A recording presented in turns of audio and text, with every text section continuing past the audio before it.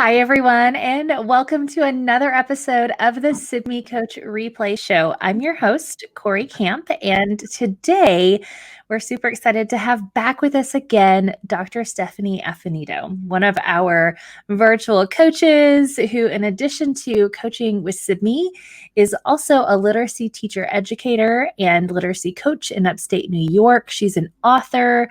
She also wrote the content for our newest course, the Blended Professional Learning and Video course. So you tune into our What's Up Wednesday show. You saw her earlier this week with us. So Stephanie, it's so exciting to see you 2 times in a week. So I feel so honored.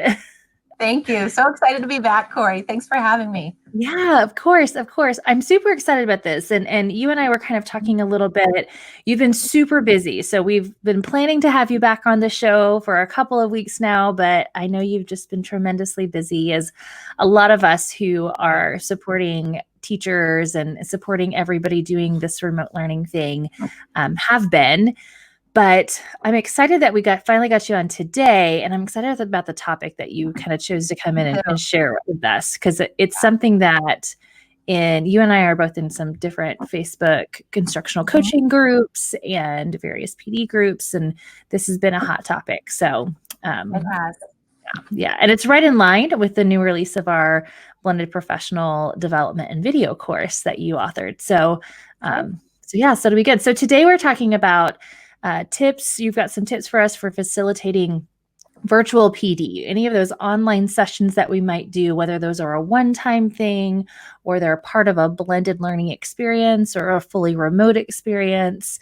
How do we make sure those go well? And I think this is something that, we've all been shoved into these virtual collaboration experiences, right? Everybody's Zoom is like a household name these days. We have a new vocabulary now. Exactly. Everybody's suddenly thinking about their background and their lighting and all of the angles. Angles matter tremendously. Yes. So, but I was talking to my sister-in-law. She and I were just talking about this because she has she's a tech liaison in her district, and she has a session that she was going to do, digital icebreakers, I believe is what it was. It was planning to be part of their summer PD, their pre-service coming back to school sessions, and it was going to be face-to-face.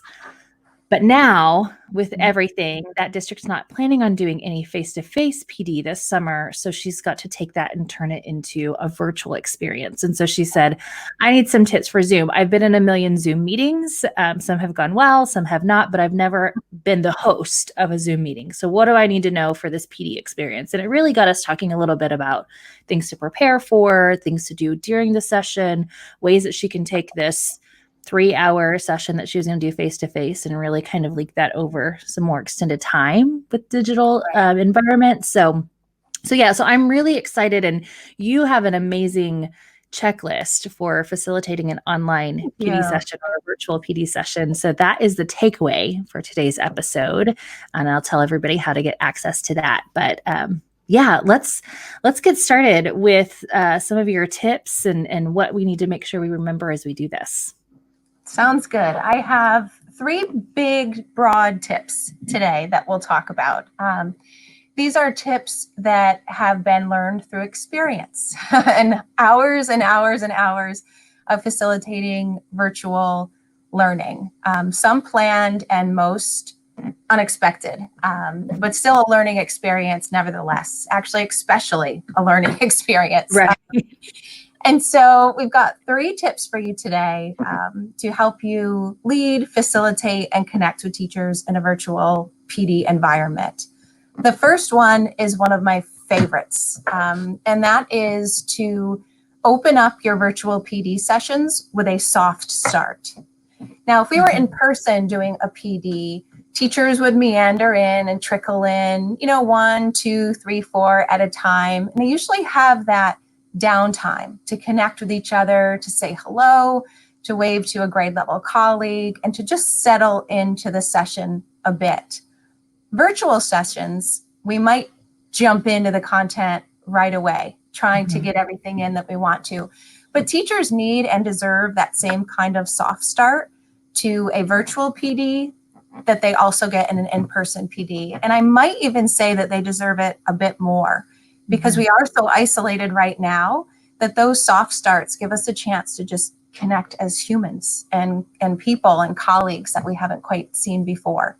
Right. So I have a couple of ways that I like to begin with my soft starts.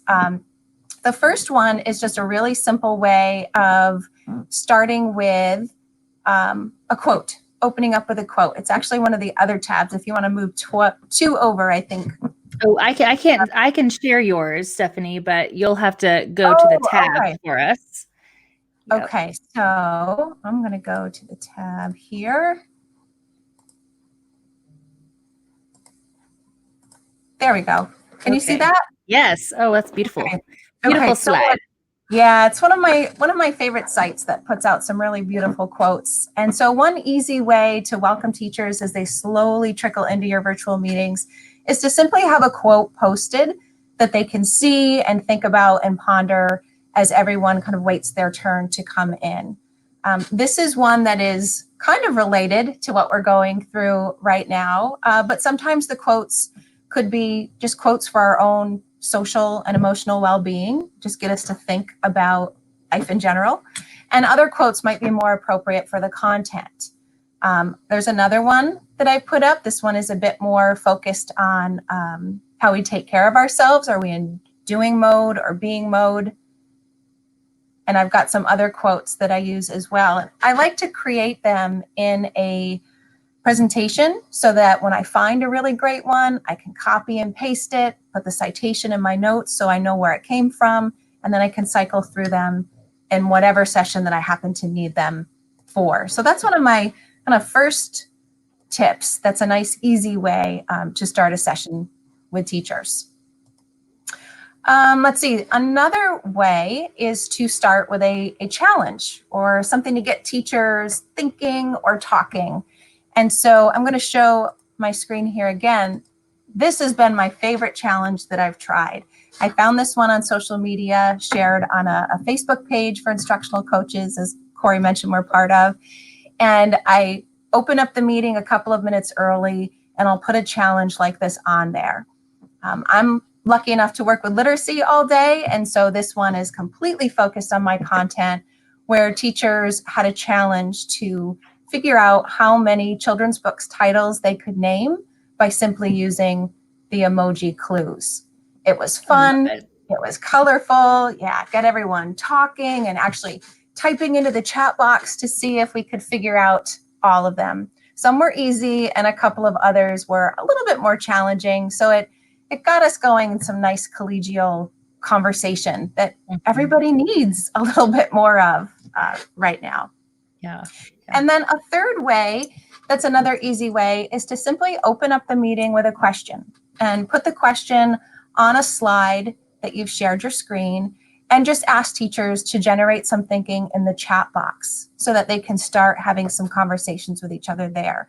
The question could be completely personal, like what kind of coffee are you drinking today? Or what vice is on your desk as you go through all of your virtual meetings today? Or it could relate to the content. If you're working on remote writing instruction, maybe you ask teachers to put their top tips for recording mini lessons or their top resources that they're sharing with parents. And that way it gets them invested and engaged in the content right away, but in a nice, easy bridge into the session. Yeah. Yeah. And I think utilizing that chat feature is a really great way because, as you mentioned, we're kind of mingling around when we're in a face-to-face PD session. We're getting to know the people we're sitting next to, saying hi to old friends, and we don't really get a chance to do that as much like in a virtual session. So making sure from the start, everybody knows. I always like to do something within that chat box whenever I get started, just so everybody knows, hey, you can unmute your mic or you can use this chat feature. You can, make sure they know that they can chat privately to an individual. If it's a webinar, that they can send their message just to the panelist or everybody, so everybody can see it. So making sure they know a couple of those and then having a way for them to kind of practice using that chat feature for the first time.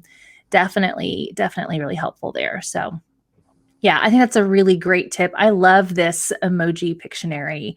I'm going to have to look and see if there are some more of those in some different ways. For sure, for sure. Lots and lots of fun. Sometimes I'll be using a application like a Pear Deck or a Nearpod. Pear Deck's kind of my favorite. And sometimes I will, I do a lot around the use of video in professional learning. And one of my favorite kind of icebreakers, sometimes I do it at the beginning, sometimes it comes midway through the session, depending on when, but it's a great start is, for them to open up a drawing slide and let them draw an emoji of how they feel when they watch themselves on video. It's one of my favorite things to kind of collect all these different ideas and thoughts, and lots of fun. So, and I think anytime we can kind of start with some laughter, and again, that connection is a slower piece, everybody settles in. If you've got moms in your group, I know just before we started this, I was getting all my 3 kids situated and just doing just a tad bit of threatening. Like, I'm going to be recording. I want to make sure that everybody's very quiet. I'll give you a reward afterwards. So like you come in, I sit down with this stress and anxiety, just waiting for someone or something to make a noise or walk behind the camera. And so I think these soft starts on these virtual environments are really helpful just to kind of let you settle in a little bit. So that's a great tip. That's a great tip. All right. What about your next tip? What should we do once we've got our soft start? So tip number 2, once you've gotten to the meeting and you get rolling, it can be really easy in a virtual session to lose sight of the fact that there is a group of teachers waiting to interact with you on the other side. I have found, especially if your computer has some bandwidth issues, teachers might tend to turn their cameras off in order to save that space. And most of them are muting themselves on their microphones so that their own background noise is not visible or there's no kind of interference in the meeting. And so that can make it very easy to get one-sided very quickly if you're just talking and talking and there's no one jumping in on the other side. And so my second tip is to remind yourself to carve out multiple places in your virtual session to make connections with teachers and to help teachers make connections between themselves as well. Try to make it as collaborative as we possibly can in a virtual environment. One of the easiest ways to do that in the beginning is to open with that soft start. And when possible, to open that soft start with something that is not education related, just to help us connect. And, we all kind of crave that connection right now. We can't just go out and see people and have those quick little conversations. And so building that into the meeting in the beginning is one way to jumpstart it. Mm-hmm. And then to make sure that it happens throughout the session, we mentioned the chat box, and I do make use of the chat box often. I challenge myself every couple of slides that I might create full of content needs to be a chat box slide, or a slide that invites teachers to unmute themselves for just a moment or two and to jump in with some conversation. They can raise their hand if their virtual platform allows you to do that. Some even allow you to use a little emoticon. And so that could signal that they have something to say, but purposefully planning for every couple of slides, a chat box or an unmute yourself time is really important, because it's easy to forget to do when, as a presenter, you're just rolling and wanting to get the content out. Yeah, and I think that's important, especially thinking about, even though web video conferencing allows for video, not everybody has that video on. Sometimes it really is a bandwidth issue, or they've got a device that's just not playing nice right now with that particular tech. And so they're able to connect, and they've got their phone for audio, and then they're viewing you on the screen, but they have no camera going on. And that can be really hard for those of us who are used to being responsive to our audience, right? A lot of coaches who are also PD people were teachers first, and now their audiences are just adult learners. And it can be hard whenever you're just presenting to a bunch of little black boxes. You just feel like you just need to keep rolling, right? You're just kind of talking to the screen. And so I think I love the idea of putting in some chat box slides so you don't forget, right? I always have some places I think about stopping, but sometimes I'm feeling the pressure of time, or I am on a roll, and so, or I'm not quite getting anything. So maybe the next slide we're going to get an aha, and so I think putting those in there are really, really great ideas. Great. I've got two more. The next tip, if your platform allows for it, is to make use of breakout rooms, if you can. It might feel a little bit overwhelming to actually take that first step and try it. Are you accidentally going to close out of your meeting? Are they really over there in that other room? But once you do it once, you realize what a great feature it is, because teachers are more likely to talk with each other in small groups, just like they would in person.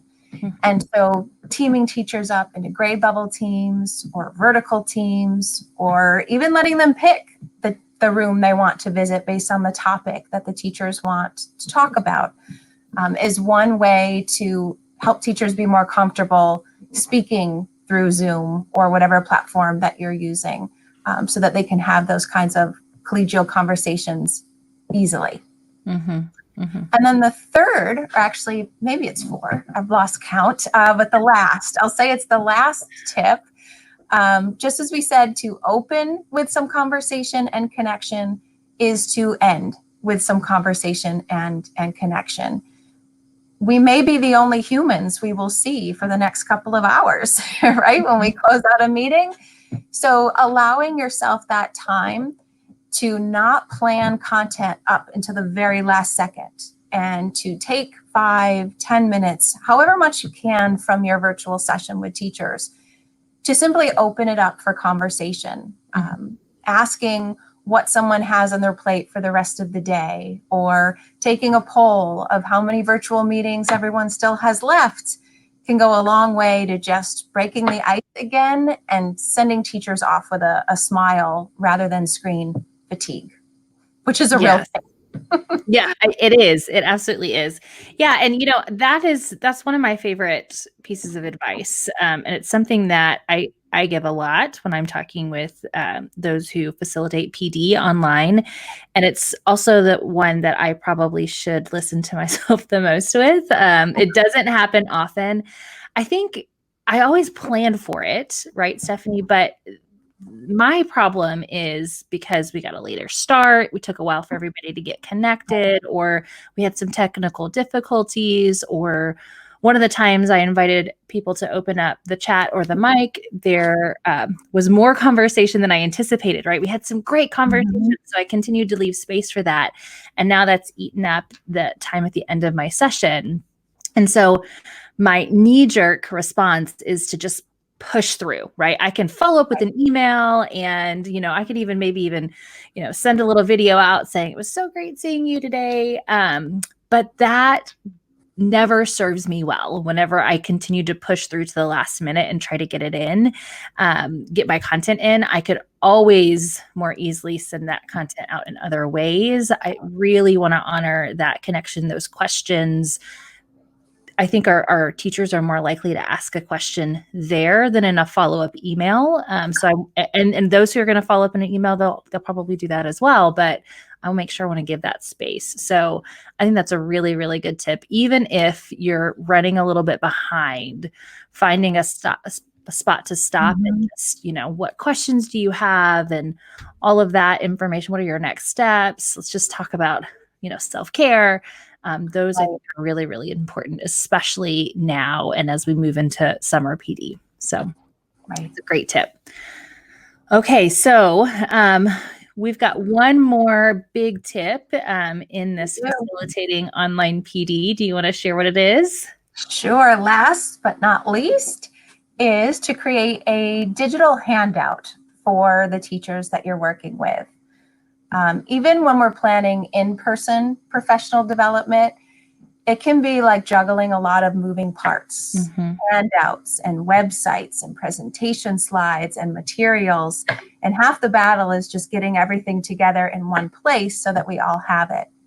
Now you take it virtually and you have all of your teachers in a completely different physical location. and you have a little bit more of a challenge, right? To keep all of those materials together and then to ensure that teachers can access them easily when they need them in your session. And so we have kind of 3 ways that we have both tried in the past that we wanted to share today. And the first one is creating a simple Google Doc. So taking out a Google Doc and literally listing everything they might need. Yeah. As you can see from here, I don't know, do you want to talk them through your doc, Cory? Yeah. And I have to say, I did not create this. This came from, so we talked a couple weeks ago with Kathy Perrett about the remote learning playbook that several coaches are a part of. And so this is the designers of that, the leaders of that group create one of these. We meet every Thursday evening. And so there's always a handout that's provided before that Thursday meeting. And so I love that they give it to you like the day before. Here's the Zoom link in case you can't find it. You know, there's the different breakout rooms that they might have in here. Here, if you haven't joined the classroom yet, here's how to do that. Our first handout there was their soft start was just a Padlet where you were to put, where are you from? Because we have, you know, it's a worldwide group. And so that Padlet link was right here. So they could put it in the chat. But sometimes if we've got a big group, this is a group of 80 some teacher or coaches, that link gets lost. And so they could always just refer us back to this digital handout. So we had it open in addition to the Zoom meeting, and we can find all of our links to get back to anything here. So this is a really great example that I wanted to share from that group of, again, and it can have some of the pre-stuff in here, things for afterwards. I love that this Google Doc is also, it's not a PDF that I would have to, if I made any changes or I forgot to add something and someone said, ooh, what's that site again? And I said, oh, I'll add it to the handout. Then I have to resend the PDF. This is kind of a living document that I update it and it automatically updates. I don't have to resend a new link or a new resource. So important. Yeah. So you can use a Google Doc or some other type of, you know, collaborative resource. What else do you use, Stephanie? So let me see, let me go back to my screen there. There's our emojis. So I also like to use Smores. Smores are really easy, intuitive newsletter builders, I guess. And it's a great way to capture all of the information that your teachers might need. This was a Smore that I created with Dr. Chris McGee, who's a colleague of mine, and we presented together and created this Smore of tech tools for read alouds. So it gives you a little bit of background for the content. But as you can see, as we slide through, it gives teachers links to anything that we wanted to share, QR codes as well as links, the books that we might have referenced in our session, the blog posts that we talk about, and I'm just going to keep scrolling, links that we wanted teachers to have, Google Docs that we'd hope that they'd download, anything that we were going to talk about in our session together. Teachers had a chance to come here and get any of the links that we shared. It was quick and easy to make, and it still looked beautiful. The templates are so easy to use, and you might create one Smore that you just keep adding to, or you could create multiple Smores for each of the sessions that you're working with. The choice is yours, but it's kind of like a Google Doc, but it just formats it into a slightly more creative presentation type. Yeah. And it definitely is very aesthetically pleasing, right? So the Google Doc is a pretty basic thing. This one, I used to use Smore all the time. We had a digital newsletter that our digital innovation specialist team used to send out at my service center. And then I kind of did, I like that you suggested you could kind of have one that you kind of keep. So for my standards-based IEP sessions or my sessions on blended learning, I kind of had the same, it was a good home base for all of those. So even though I might go to different districts and do that same session or offer it several times in a year, I still had that. I didn't have to recreate the wheel every time I did that session. But then I also had others that I, were maybe more unique or I didn't plan on doing them multiple times. And so I created s'mores specifically for the one on April 28th, so they were specific to that particular date and that group. And especially if I was going to have them like a link to a Padlet where they were going to kind of share some of their own ideas. And maybe I wanted that just to be specific for just that group. So then I would create a new s'more the next time I did it. Right. Yeah. Yeah. I love Smore is a really great tool. Stephanie, is it free still, or is it one of those that you have to pay for? Yeah, I believe at least the last time that I used Smore, you do get a certain number of free s'mores that you can make, but you can only have a certain number of them at a time. Mm-hmm. Although you can earn some kind of s'more points by sharing it with other teachers or having a certain number of people view your s'more. So there's a smaller free version, but then a more bells and whistles kind of paid subscription. Gotcha. Okay. But the next one that we'll share is completely free, no matter how many that you want to make. So I'm just going to change my screen here. Another easy way to create a handout is by using a Google site. It's free. It's fairly easy to drag and drop and put in your materials that teachers need. And so I pulled up here, this is one of a workshop that I've done recently, and you can see it clearly says here are all the links you'll need to join into our session today. And I've listed them in the order that teachers will encounter them. Mm-hmm. And so I'll tell teachers to go ahead and open up the handout. I've sent it an email beforehand, but I've also put the link in the chat box for those that need it immediately or didn't have a chance to grab it. Mm-hmm. And I'll remind them to keep it open as another tab or another window on their computer. And I'll show them, and I'll show quickly right here. If you right click on the tab and you pin it, it will make sure that that tab doesn't disappear and that you accidentally don't X out of it while you're trying to navigate all of the other tabs you might be looking at during a virtual session. So that's a really great tip. Yeah.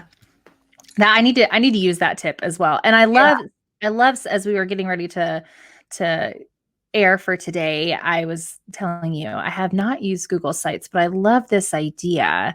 And I see like you've got a hashtag in there. You've got access to other things within this, as well as those links. Organization is really key. So definitely making sure if you're creating a digital handout that you create it in the order in which you're going to have everybody access those things, or group things together if you're going to give them a choice to explore one of the tools. And so you should have that all kind of together so they know which ones they're choosing from. But I love this. Google site idea. What a great one. And what's nice, as you mentioned with Smore, if you have a site for all of your professional learning sessions, it's very easy to update and archive. So you can just turn on visibility or turn off visibility.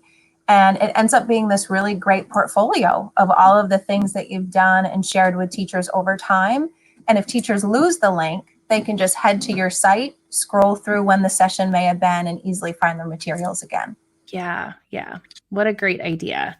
Definitely has me thinking a little bit about some of the upcoming sessions that I have. I've been doing virtual PD for a while now, but these are always really great reminders and tips. And it's just so neat to see the ways that people are making this work for them, especially given the circumstances that we're in. So you also created, and it's been adapted for our blended professional learning and video course, a full checklist for facilitating online PD.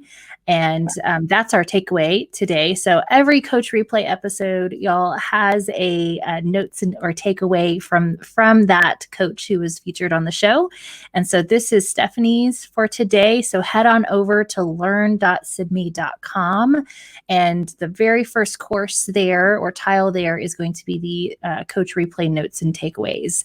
And so you'll find the full checklist, what you do before, during, and after for a really successful online PD right there. And if you have questions, of course, put them down in the comments and we'll make sure that we get those, get you some answers for those if you need links to anything. But, Stephanie, it was So great having you back again today.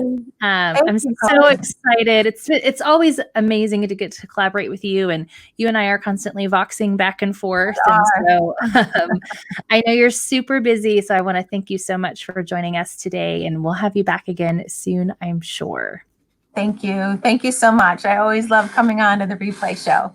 Yeah, it's great to have you. All right, audience, tune in next week for another episode of the Sibme Coach Replay Show.